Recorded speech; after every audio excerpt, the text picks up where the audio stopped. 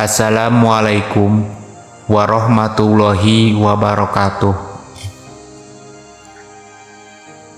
Para wargi sadaya, salila ieu urang nyaho yen dina agama Kristen aya nu disebut Trinitas.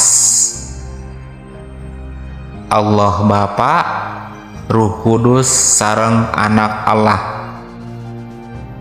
Tapi apakah anjeun terang? Dina Islam oge sabenerna aya konsep anu sarua, sanes tina bentukna tapi tina hartina nu jero. Hanjakana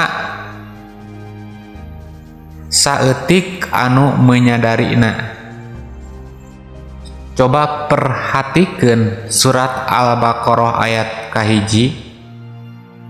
A'udzubillahi minasyaitonirrajim. Alif Lam Mim. Tilu huruf ieu lain huruf biasa, tapi cecekelan sirah pikeun nu hayang mikir jero. Alif nyaeta nur Allah, cahaya asal sagalana. Lam nyaeta nur malaikat Jibril nu nyalurkeun wahyu ti langit. Mim nyaeta nur Muhammad sang rasul panghulu cahaya keur alam jagat raya. Eta tilu unsur ieu ngabentuk jalur nur, jalur wasilah nu disebut dina surat Al-Maidah ayat 35. Wabdaghu ilaihil wasilah. Pilarian wasilah pikeun ngadeketkeun diri ka Allah. Wasilah teh nyaeta jalur tadi. Lamun teu manggih wasilah, kumaha bisa ibadah urang nyambung, kumaha bisa doa urang nepi mun kabelna pegat. Jadi ibarat orang ibadah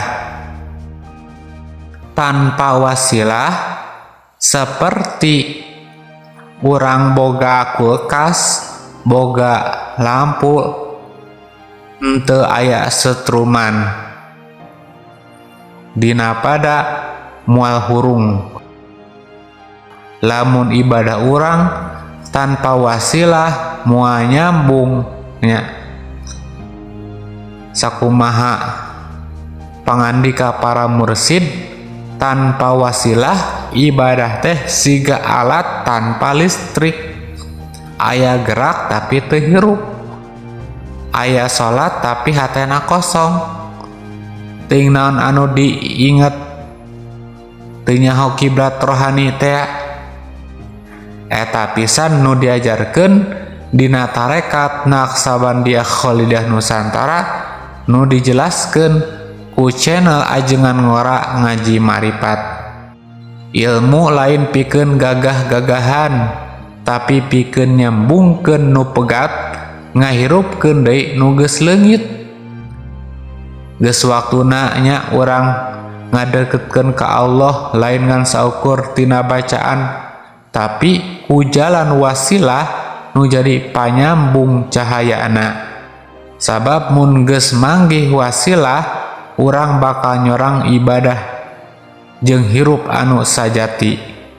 Kukituna mun hayang nyambung ibadah urang ka Gusti Allah, maka pilarian wasilah anu dimaksud ku ayat 35 surat Al-Maidah tadi.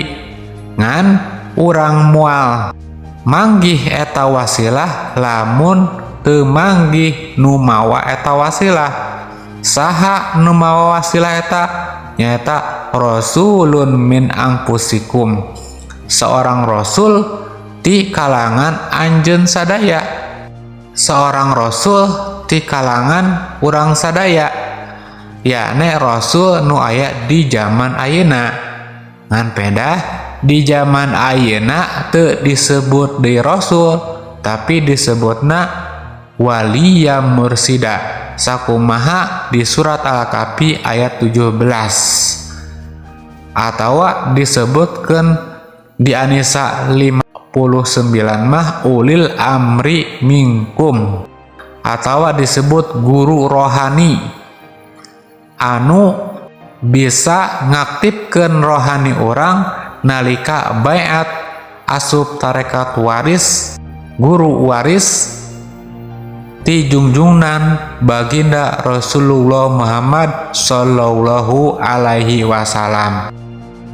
Rupina tisim abdi sakitu bae. Salam ngaji marifat ilahi angta maksudi waridho kamatlubi. Wassalamualaikum warahmatullahi wabarakatuh.